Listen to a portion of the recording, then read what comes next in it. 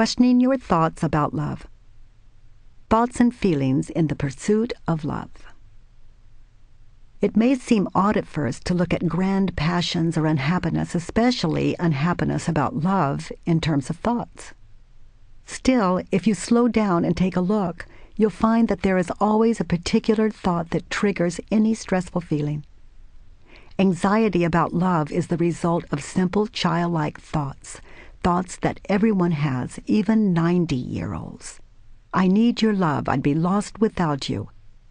Unquestioned thoughts like these pretend to guide you toward love when in fact they are obstacles to it. People who are upset sometimes say they can't locate the thought that is causing the upset. They can only feel a flood of emotion. This doesn't mean that the thought isn't there. Suppose, for example, you say something heartfelt and he doesn't reply. He just gets up and leaves the room. You're left sitting there feeling as though the world has ended. The thought may be, he isn't interested in me. It may become, why do I bother? No one really cares about me. If you aren't feeling upset right now as you listen to this, remember a past situation in your life where you were very upset. Be still and allow that feeling to recreate itself. If you're upset and can't seem to find the thought behind the emotion, try this. Take some time to travel inwardly toward the place where the feeling is most intense. This means sinking into the physical sensation of the feeling. Let yourself be upset all over again, for your own sake, and this time give it a voice. If the feeling could talk, what would it say, and who would it say that to? Don't rush this. Be precise. Otherwise, you're likely to come up with something that seems wise or kind, the thought you think you should be thinking, instead of the thought that's really there and hurting. Suppose you've just returned from traveling for a week with a new friend, and your hopes for the experience were completely dashed.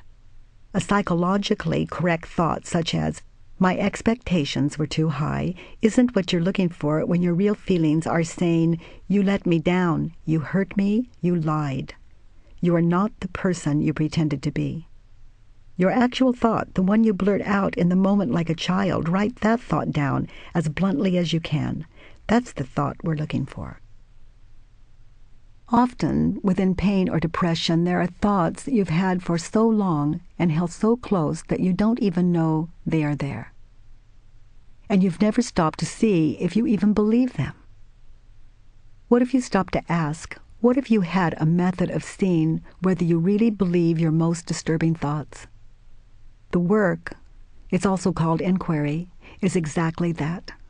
Seeing it as a method is only temporary. After you do inquiry for a while, you find that it becomes automatic, your natural way of relating to thoughts. Believing your thoughts comes to seem more and more unnatural, a method of fooling yourself, and it becomes clearer and clearer that inquiry returns you to reality. How do you bring a thought to inquiry? Introducing the work on seeking love and approval. Before the actual instructions for bringing a thought to inquiry, we'll take a tour of the process so that you can get a feel for it. Is it true? After you've found the thought that's upsetting you, the first step is to ask if it's true. That means checking it against your own truth, going inside yourself and seeing if you really believe the thought that's troubling you. Does the thought match what you know as reality? In most cases, it doesn't. There's no reason to believe that thoughts match reality. As you move through life, thoughts appear like shots in the dark. They are no more than vague attempts to figure out what's going on around and inside you.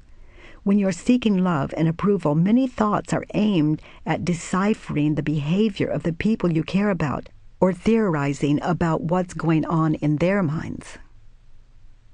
In a sense, every thought poses a question, something like, is this what's going on?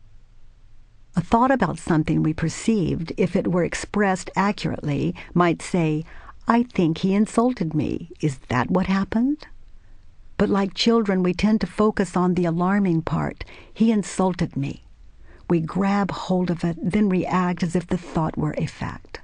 We go into pain or attack instead of answering the question implied by the thought, he insulted me.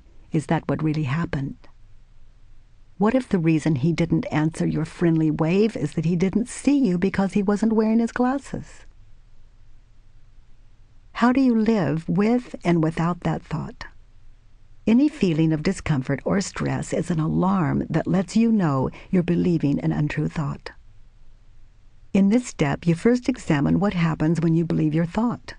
You notice in detail what the thought does to your emotional and physical life. Suppose, for instance, that your thought is, George doesn't care about me. Take a good look at how you live when you're in the grip of that thought. How does that thought affect you? How do you treat yourself and others, including George, when you believe that thought? Do you pity yourself? Do you feel hurt and angry? Is this where you become a victim? Do you stop talking to George and give him the look? Do you snap at your colleagues or your kids? Does it affect your sleep? Then you take an imaginative leap. You imagine what your life would be without the thought.